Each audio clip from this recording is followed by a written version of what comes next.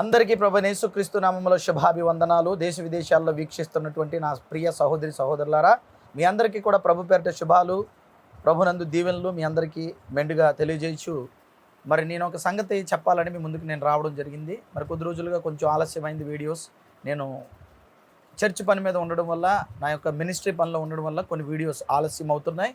ఇక మీదట చాలా స్పీడ్గా చేయాలని ఆలోచన కలిగి ఉన్నాను. ఆ సమయం నాకు ప్రభు ఇవ్వాలని, నా కొరకు పరిచర్య కొరకు ప్రార్థన చేయండి. ఇకపోతే ఒక విషయం మీతో నేను ఈరోజు చర్చించబోతున్నాను, లేదంటే దాని గురించి మీకు చెప్పబోతున్నాను. చూస్తుంటే మీ అందరూ కూడా చాలా జాగ్రత్తగా ఆలోచించాలి. ఈ రోజుల్లో ఈ జరుగుతున్న రోజుల్లో లేదా వస్తున్నటువంటి కాలంలో జరుగుతున్నటువంటి కాలంలో ఎలాంటి పరిస్థితుల్లో గతంలో ఉండబోతున్నాం అని తెలియజేయడానికి కొన్ని సందర్భాలు మన ముందు ఇప్పుడు కనపడుతూనే ఉన్నాయి. క్రైస్తవులంటే అక్కసుతో వ్యతిరేకతతో క్రీస్తుని బైబిల్ని అవమానించి తప్పుబట్టాలనే వారి సంఖ్య కోకొల్లలుగా సమాజంలో నేటికి పెరిగిపోతూనే ఉంది తప్ప తరగట్లేదు. ఇది ఒక విధంగా పెరుగుతున్నందుకు సంతోషమే అనిపిస్తుంది. ఎందుకంటే అలాంటి వారు అడుగుతున్న అజ్ఞానపు ప్రశ్నలకి సత్య సంబంధులు ఖచ్చితమైనటువంటి సమాధానాలు సత్య అన్వేషణ చేసి చెప్పడానికి సిద్ధపడుతూ ఉంటారు. కాబట్టి అందులో భాగంగా ఈరోజు సత్య అన్వేషణ కలిగినటువంటి ఒక సందర్భాన్ని మీతో నేను పంచుకోవాలని ఆశపడుతున్నాను. క్రీస్తు వ్యతిరేకులు అనేకులు ఈ తెలుగు రాష్ట్రాల్లో ఉన్నారు, దేశ విదేశాల్లో ఉన్నారు. అయినప్పటికీ ఒక వివేక పదం అనేటువంటి ఒక అజ్ఞానపు పత్రికను నడుపుతున్నటువంటి ఒక వ్యక్తిని గురించి మీకు ఈరోజు నేను చెప్పాలని ఆశపడుతున్నాను. మొదటిగా ఆ యొక్క వివేక పదం అనేటువంటి సంచిక గురించి మీకు ప్లే చేస్తున్నాను. ఒకసారి డిస్ప్లేలో ప్లే చేస్తున్నాను, ఒకసారి చూడండి. ఏమనుందో చూసారు కదండి, వివేక పదం. దీన్ని సత్యాన్వేషణ మండలి అనేవారు దీన్ని నడిపిస్తూ ఉన్నట్టుగా, దానికి ఈ యొక్క ఎడిటర్ కానివ్వండి, లేకపోతే దాని రచయిత కానీ ఎవరంటే పుట్ట సురేంద్రబాబు. ఈయన పేరు మీకు చాలామందికి తెలిసి ఉండొచ్చు, తెలియకపోవచ్చు. అయితే ఈయన ఏం చేస్తూ ఉంటాడంటే ఎక్కువగా క్రైస్తవ్యం మీద, క్రీస్తుకి వ్యతిరేకంగా బైబిల్ మీద ఎక్కువగా ఈ యొక్క సంచికలో రిలీజ్ చేస్తూ ఉంటాడు. వెనకాల మతోన్మాదులకి సపోర్ట్ చేస్తూ ఉంటాడు.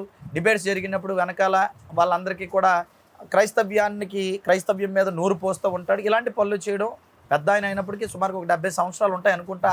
వీటి మీద మరి చాలా మక్కువ కలిగి, ఆశ కలిగి, లేదంటే క్రైస్తవ్యాన్ని వ్యతిరేకిస్తూ, క్రైస్తవ్యాన్ని దుమ్మెత్తిపోస్తూ, బైబిల్ మీద బురద జల్లాలని పాపం తన ఆలోచన అన్వేషణ ఇంతవరకు కొనసాగుతూనే ఉంది.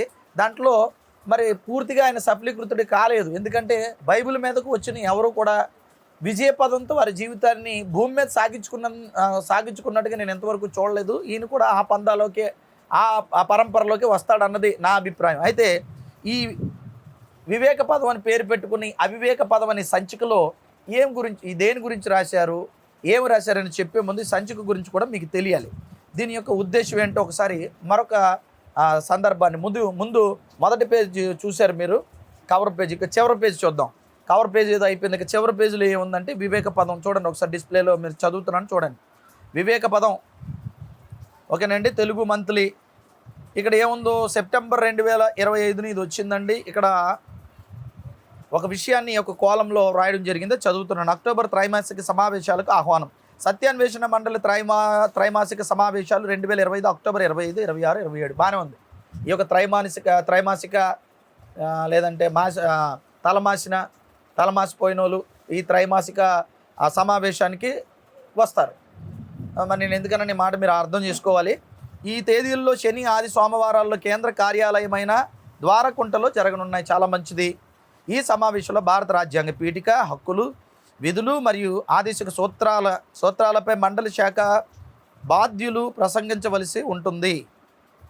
కావున శాఖ బాధ్యులందరూ ఇంకా ఔత్సాహికులు చర్చలో పాల్గొనదలిచిన మిత్రులు కూడా ముందుగా తెలిపి సకాలంలో హాజరు కాగలరు. చాలా మంచిది. ప్రతి నెల ఇలా కలుసుకుంటారట, ఇలా కలుసుకోవడం మంచిదే. ఈ మండల యొక్క ఏమంటే త్రైమాసిక, ఈ తలమాసిన మండలందరూ కూడా కలుస్తూ ఉంటారంట, మంచిదే, కాదని అనలేం. ఇకపోతే ఇక్కడ ఏముందంటే చివరి రోజు, ఇక్కడే వచ్చిన ప్రాబ్లం. చివరి రోజు వివేక పదంలో మత్తయి సువార్తల ఆధారంగా యేసు దేవుడా అన్న శీర్షికతో ప్రారంభమైన గత 4 సంచికలలో ప్రచురించిన అంశాలపై చర్చ జరుగుతుంది. ఓకేనండి, ఎడిటర్ గారు, చర్చ జరుగుతుంది. Very good. దేని మీదట? మీ సత్యాన్వేషణ మండలి ఏదో రాజ్యాంగం అన్నారు, బాగానే ఉంది, దాని మీద అన్నారు, బాగానే ఉంది. ఈ చివరి 27వ తారీఖున మాత్రం యేసుక్రీస్తు దేవుడా కాదా అన్న దాని మీద చర్చ జరుగుతుందట. ఎవరు? ఈ తలమాసిన వాళ్ళందరూ కూడా త్రైమాసికంలో కలుసుకుని తలమాసిన వాళ్ళందరూ కూడా కూర్చుంటారట. దీనికి సత్యాన్వేషణ మండలి అని పేరు. ఈ అవివేక పదాన్ని నడుపుతున్నటువంటి పుట్టా సురేంద్రబాబు ఎడిటర్ ఆయన. కాకపోతే కొంచెం బాగా చూసుకోలేండి, వయసు అయిపోయింది కదా. ఇక్కడ చిన్న పదం చూడండి, కాన తగో అధ్యయనంతో హాజరు కాగలరు. కాన ఏంటి? కావున కదా. ఎడిటర్ ఒక చూసుకోవాలి కదా. నీకు ఎడిటింగే సరిగా చేయడం రావట్లేదు, నీ సంచికలో ఎడిటింగే సరిగా చేయడం రాలేదు, మరి నువ్వు బైబిల్ గురించి ఏం చెప్తావు పుట్టా సురేంద్రబాబు? ముందు ఎడిటింగ్ బాగా నేర్చుకో, తర్వాత బైబిల్ గురించి మాట్లాడదు. కానీ కావున అన్న దగ్గర ఊ లేదు, కానా అంతే. కానాయే ఏం చేస్తాం మరి? కానా కోసమే అందరూ యేసుప్రభు మీద మాట్లాడుతున్నారు, బైబిల్ కోసం మాట్లాడుతున్నారు. ఆ కానా మరి నీకు రావాలనో ఇలా చేస్తున్నావు. ఈ సత్యాన్వేష మండలంతా కూడా కానా కోసమే, యేసుక్రీస్తు దేవుడా కాదా అని మరి చేస్తున్నట్టుగా అనిపించింది నాకు. ఇకపోతే విషయానికి వద్దామరా, ఒక వండర్ఫుల్ మాట చెప్తాను. ఇక్కడ ఏముందంటే యేసు దేవుడా కాదా అట. ఇది 27వ తారీఖున లాస్ట్లో చర్చ జరుగుతుందట. ఇక్కడ కిందన వారి అడ్రస్ కూడా ఉంది, వీరికి ఫోన్ చేయండి. అడ్రస్ కూడా కిందన ఏమనుందంటే కోటా ప్రసాదరావు. ఇక్కడ ఎడిటర్ నంబర్ కూడా ఇస్తున్నాను, 9848036063. ఈ నంబర్కి ఖచ్చితంగా వీడియో చూసిన తదుపరి లాస్ట్లో కూడా ఇది పెడతాను. ఈ నంబర్ చూసి ఆయనకి మీరు ఎవరైతే ఈ సత్యాన్వేషణ మండలి అసత్యాన్వేషణ మండలి లేదా అవివేక పదాన్ని సంచికను నడుపుతున్న ఇప్పటికి ఎన్నంట 282 సంచికలు నడిపించారు ఈ యొక్క పుట్టా సురేంద్రబాబు. పుట్టా సురేంద్రబాబు కనీసం మీకు వివేకం ఉందా? అవివేకంతో మాట్లాడుతున్నారు. సత్యాన్వేషణ మండలి అన్నారు కదా. సత్యాన్వేషణ కోసం మీరు ఏమో నిజంగా సత్యాన్వేషణ మీలో ఉందా? అబద్ధాలతో కూడుకున్నటువంటి మాటలు మాట్లాడుతున్నారు. యేసు దేవుడా కాదా అని చర్చ 27వ తారీఖున మీ యొక్క సత్యాన్వేషణ మండలంతా కూడా మరి ఈ యొక్క త్రైమాసికంలో పెట్టుకుంటున్నటువంటిది ఒక చిన్న చేంజ్ చేయండి. మీ అందరికి ఒక ఓపెన్ ఛాలెంజ్. పుట్టా సురేంద్రబాబు సత్యాన్వేషణ మండలి టీంకి 27వ తారీఖున ఓపెన్ ఛాలెంజ్ చేస్తూ నేను వైజాగ్లో ఈ మీటింగ్ పెడతాను. మీ మండలి అందరూ కూడా సత్యాన్వేషణ మండలికి పుట్టా సురేంద్రబాబు టీంకి ఆహ్వానం పలుకుతున్నాను. యేసుక్రీస్తు దేవుడని ఈ అక్టోబర్ 27వ తారీఖున నేను నిరూపిస్తాను.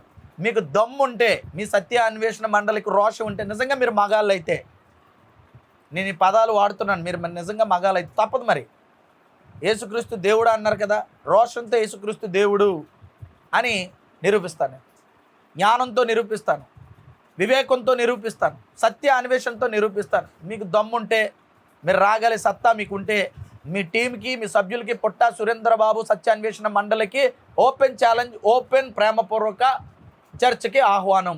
దేవుడని నేను నిరూపిస్తాను. దేవుడని నిరూపించి మీ అవివేక పదంలో ఉన్న డొల్లతనాన్ని నేను బయటపెడతాను. దీనికి మీరు సిద్ధమైతే నా ఫోన్ నెంబర్ కింద ఉంటుంది. మీ సత్యాన్వేషణ మండలి రావడానికి మరి ఆహ్వానం పలుకుతూ ఉన్నాను. మరి వారు ఏం మాట్లాడారు ఈ సంచికలో కూడా, వీరి అజ్ఞానం ఎంతదో, ఈ యొక్క ఎడిటర్ గారు పుట్టా సురేంద్రబాబు గారి యొక్క అజ్ఞానం ఎంతటిదో, ఈయన విజయవాడలో ఈ యొక్క కార్యక్రమాన్ని నిర్వహిస్తూ ఉంటారని ఆ సంచిక మీద వేశారు. ఈయన ఎడిటరు, ఈయన దీన్ని నడిపించిన ఆయన.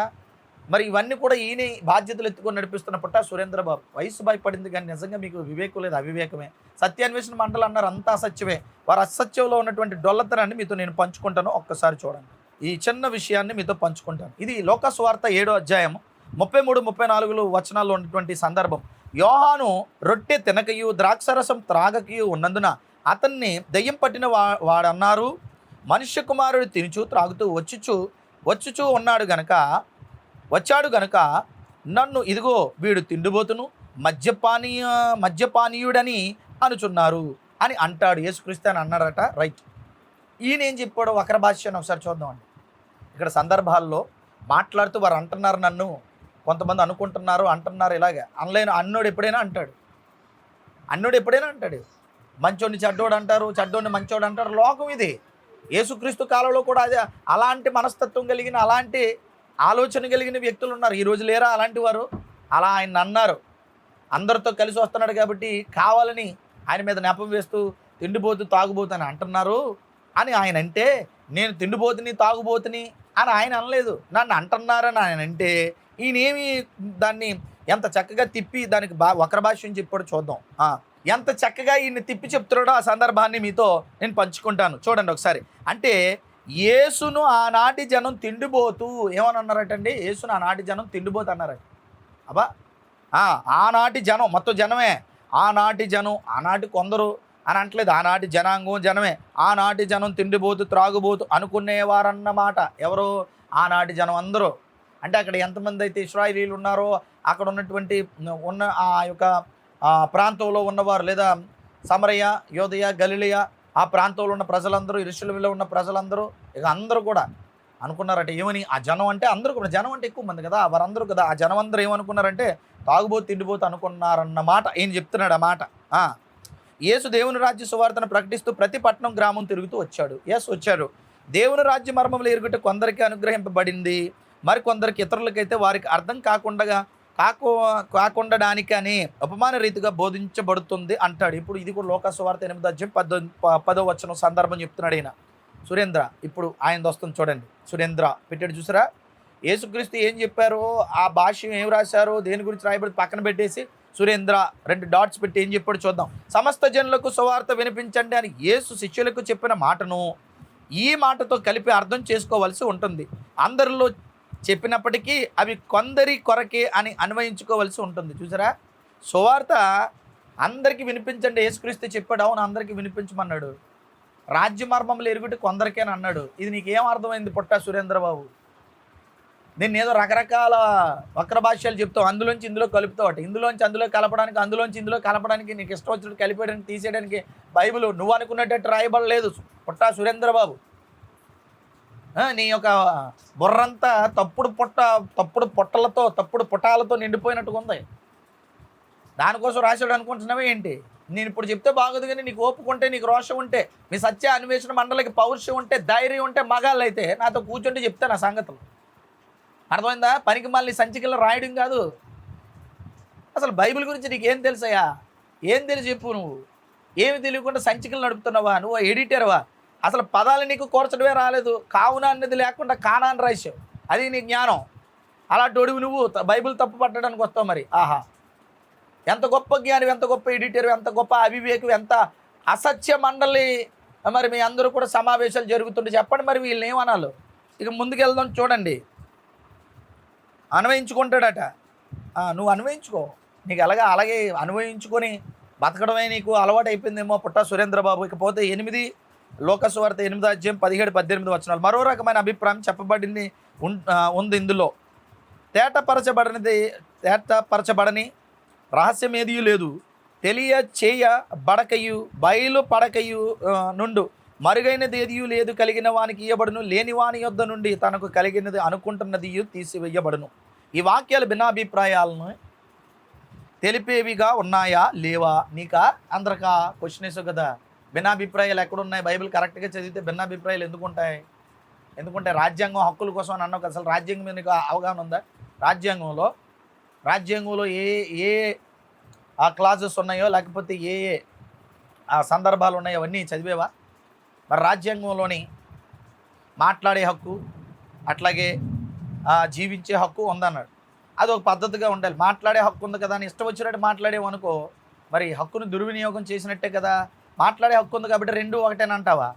జీవించే హక్కు ఉంది కదా అని చెప్పేసి అందరినీ 10 మందిని చంపేసి నాకు నచ్చినట్టు జీవిస్తానంటే భారత రాజ్యాంగం ఒప్పుకుంటుందా? చెప్పాలి మరి. రాజ్యాంగం సరిగ్గా అర్థం కాలేనోడికి నీకు బైబిల్ ఏం అర్థం అవుతుందయ్యా? ఇష్టం వచ్చినట్టు జీవిస్తాను చంపేస్తానంటే అర్థం జీవించే హక్కు ఉంది, కానీ ఇష్టం వచ్చినట్టు జీవించడానికి కాదు కదా. దానికి ఒక పద్ధతి ఉంది. ఇలా బైబిల్లో అనేక సందర్భాలు ఉన్నాయి. అర్థమైందా? మరి రాజ్యాంగంలోనే జీవించే హక్కు ఉంది కదా అని చెప్పేసి జీవించే హక్కు ఇచ్చారని ఇష్టం వచ్చినట్టు మరి మనం జీవిస్తే రాజ్యాంగం ఒప్పుకోదు. మాట్లాడే హక్కు ఉంది కదా అని చెప్పేసి ఇష్టం వచ్చినట్టు మాట్లాడితే రాజ్యాంగమే ఒప్పుకోదు. దాన్ని ఏమంటావు? 2 భిన్నాభిప్రాయాలు అంటావా? వ్యతిరేకం అంటావు? ఇదేంటి? రాజ్యాంగమే మాట్లాడే హక్కు ఇచ్చింది కాబట్టి నా ఇష్టం వచ్చినట్టు మాట్లాడానని అంటావా? లేదా జీవించే హక్కు ఉంది కాబట్టి అందరినీ చంపి నేను బతుకుతానంటావా?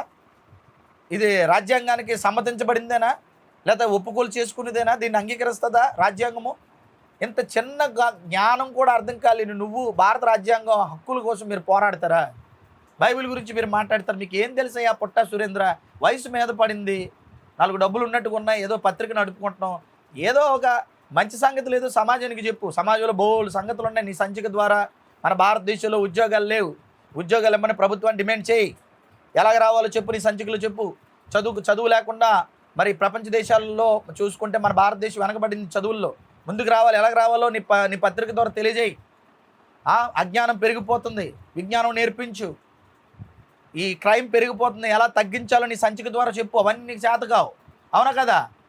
అవన్నీ చేతకావు. పనికి మళ్ళీ మాటలన్నీ బైబిల్ మీద రాయడానికి మాత్రం నీకు ఎడిటర్ మళ్ళీ నువ్వు జ్ఞానం ఉందా నీకు?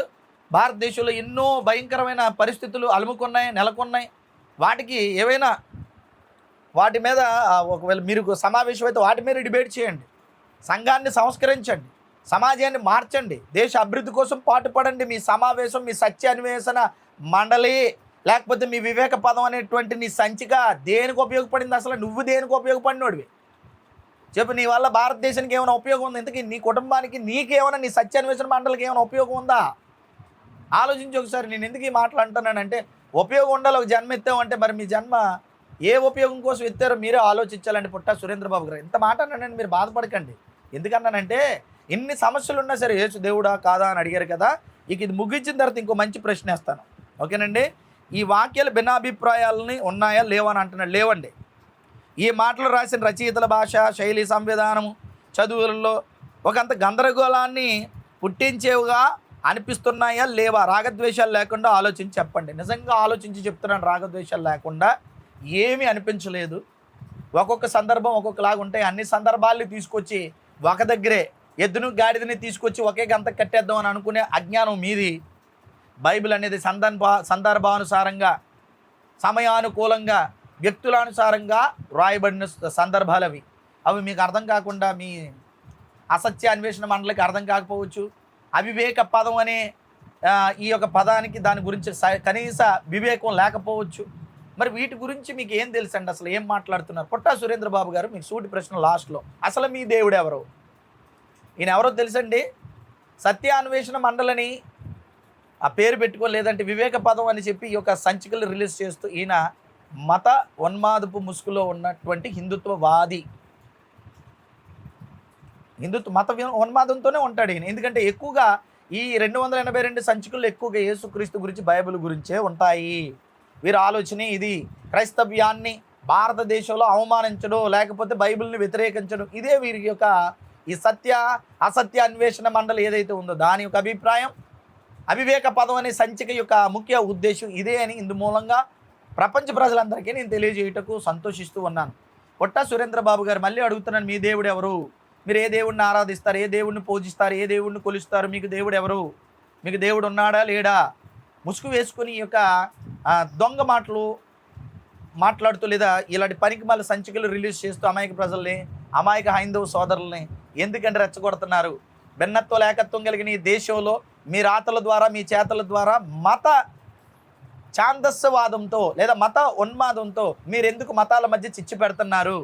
ఇంతకీ మీరు ఏ మతానికి సంబంధించిన వారు? మీ దేవుడు ఎవరు చెప్పగలరా మీరు? నాకు ఏ దేవుడు లేడంటారు. మరి ఏ దేవుడు లేకపోతే నోరు మూసుకొని కూర్చోవాలి కదా. యేసుక్రీస్తు దేవుడు కాదని ఎందుకు అడుగుతున్నారు? యేసుక్రీస్తు దేవుడే. యేసుక్రీస్తు ప్రపంచానికి దేవుడు, నాట్ ఓన్లీ ఇన్ ఇండియా. ప్రపంచానికి దేవుడు. నాకు దేవుడు. మీరు ఒప్పుకోకపోయినా మీకు కూడా దేవుడే. ప్రపంచానికి యేసుక్రీస్తు దేవుడని ప్రకటిస్తున్నాం మేము. ఏమంటారు? ఆలోచించండి. మీరు కూడా ఎలా ఆలోచించాలంటే, నేను చెప్పిన మాటలు ఒక్కసారి రాగద్వేషాలు లేకుండా ఆలోచించి, జ్ఞానోచితంగా, అజ్ఞానంతో కాకుండా విజ్ఞానంతో, అవివేకంతో కాకుండా వివేకంతో, అసత్య అన్వేషణతో కాకుండా సత్య అన్వేషణతో మీరు ఆలోచించమని మనవి చేయించాను. ఇంతకీ మీ దేవుడు ఎవరు? మీ దేవుడు ఏ దేవుడు? ఎక్కడుండే దేవుడు? ఇండియా దేవుడైనా, లేకపోతే ప్రపంచ దేశాల్లో ఎక్కడెక్కడో ఉన్న దేవుడినా ఆరాధిస్తున్నారు? లేదా మీ గ్రామ దేవుడా, ఇల్లు దేవుడా, ఊరు దేవుడా, వాడ దేవుడా? ఎవరు మీ దేవుడు? 33,33,33,333 మందిలో ఎవరు మీ దేవుడు? ఎవరిని దేవుడిగా ఎంచుకున్నారు? ఇంతకీ ఎవడు మీ దేవుడు? ఎవడు మీ దేవుడు? ఎవరు చెప్పండి? ఎవడు మీ దేవుడు? ఎవరు మీ దేవుడు చెప్పండి. మరి ఎందుకు నేను అడుగుతున్నానంటే, అన్ని విధాలుగా నేను అడుగుతున్నాను. మీ దేవుడు ఎవరో మీకు తెలియనప్పుడు, మీ దేవుడు ఎవడో మీకు తెలియనప్పుడు యేసుక్రీస్తు దేవుడా కాదని అడగడం అవివేకం అవుతుందా? అవదా? అవివేక పదం రచయిత గారు అజ్ఞానం అవుతుందా? అవదా? అసత్య అన్వేషణ మండలి మీ అందరికీ చెప్పండి మరి ఒకసారి. ఇలాంటి అజ్ఞానంతో కూడుకున్నటువంటి వీరందరికీ ఖచ్చితంగా బుద్ధి చెప్దాం. ఈ పుట్టా సురేంద్రబాబు గారు మరి మతోన్మాదులందరికీ కూడా వెనకాల వెన్నుదన్నుగా ఉంటాడు. క్రైస్తవ్యానికి వెన్నుపోటు పొడుద్దాం అని అనుకుంటాడు. ఎలాగంటే డిబేట్ జరిగినప్పుడు కరుణాకర్ గాడు మొదలుకొని వారి వెనకాల ఈ యొక్క పుట్టా సురేంద్రబాబు, ఆ డిబేట్లో నేనున్నాను, వెనకాల కూర్చొని వారందరికీ కూడా ఏమిస్తాడంటే, ఇలాంటి రాసిన ఈ చెత్త పుస్తకాల్లో ఉన్నటువంటి, లేదా ఈ చెత్త సంచికల్లో ఉన్నటువంటి ఈ యొక్క జ్ఞానాన్ని అంతటిని కూడా వారికి నూరి పోస్తే వాళ్ళేదో అంతా తెలుసుకున్న అనుకునే అజ్ఞానంలో వారు కూడా ఉన్నారు. వారిని అలా అజ్ఞానంలో నడిపిస్తున్న, అవివేక పదాన్ని నడుపుతున్న పుట్టా సురేంద్రబాబు గారని ఇందుమూలంగా మీకు తెలియజేస్తున్నాను. ప్రపంచంలో ఉన్న క్రైస్తవ సమాజమా, ఇందుమూలంగా ఆలోచించండి. వీళ్ళందరికీ బుద్ధి చెప్పాల్సిన అవసరం ఉంది. ప్రతిరోజు ప్రతిసారి ప్రతి ఒక్కడు రాతల ద్వారా, చేతల ద్వారా, బూతుల ద్వారా యేసుక్రీస్తుని, క్రైస్తవ్యాన్ని అవమానించాలని అనుకున్న ప్రతి ఒక్కడికి బుద్ధి చెప్దాం. అందులో నా యేసుక్రీస్తుని స్వరక్షకునిగా అంగీకరించిన దగ్గర నుంచి యేసును కానీ, బైబిల్ కానీ, క్రైస్తవ్యాన్ని కానీ ఒక మాట అంటే మరి నా వంతు నేను వారికి బుద్ధి చెప్పాలని నేను ఎప్పుడు ముందు అంచులో ఉన్నాను, ముందంచులో ఉంటాను. వెనకబడే ప్రసక్తి లేదు. ఎవరు మానుకున్నా, ఎవరు ఆగిపోయినా క్రైస్తవ్యం కోసం నిలబడతాను, రోషంగా నిలబడతాను, క్రీస్తు పక్షాన్ని నిలబడతాను, క్రీస్తు కొరకు నిలబడతాను. క్రీస్తుని తప్పుపడితే ఎవడైనా తప్పకుండా వాడికి బుద్ధి చెప్తానని ఇందు మూలంగా తెలియజేయచ్చు. మరొకసారి ఓపెన్ ఛాలెంజ్ 27వ తారీఖు అక్టోబర్. మీకు ఓపిక ఉంటే వైజాగ్ రండి, లేకపోతే చేతకాలేని వారిని 27వ తారీఖుని నేను వీడియో చేసి ప్రకటించవలసి వస్తుంది. అవివేక పదాన్ని నడుపుతున్న వారు అసత్య అన్వేషణ మండలి, వీరికి జ్ఞానం లేదు, అజ్ఞానులు, మగాళ్ళని చెప్పుకుంటారు కానీ నిజంగా వీరికి మగాళ్ళుగా మరి మగతనం ఉండి ముందుకు రాలేని పరిస్థితుల్లో వీరు ఉన్నారు అని నేను ప్రకటించవలసి వస్తుంది. లేదంటే అజ్ఞానులుగా వీరు ఉన్నారు అని నేను ప్రకటించవలసి వస్తుంది.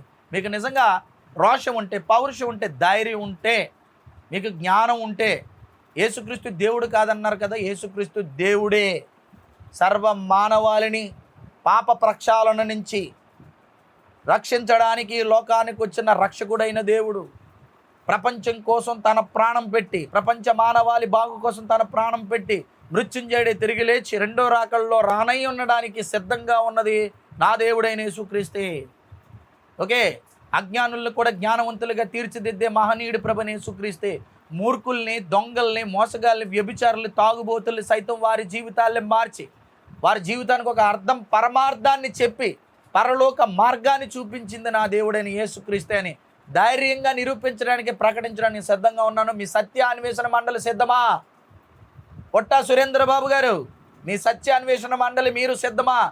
మీకు సిద్ధమైతే రోషం ఉంటే ఇదిగో నా ఫోన్ నెంబర్, నాకు ఫోన్ చేయండి. ఇక చివరిగా వారి యొక్క ఫోన్ నెంబర్ కూడా పెడుతున్నాను. ఈ వీడియో చూసాక అందరికీ షేర్ చేయండి, వారికి కూడా ఫోన్ చేయండి. వారి యొక్క ఫోన్ నెంబర్ చివరిలో మరి నేను పెడుతున్నాను. ఆ కిందన వారి యొక్క ఆఫీస్ నెంబరు లేకపోతే వారి పర్సనల్ నెంబరు నాకు తెలియదు.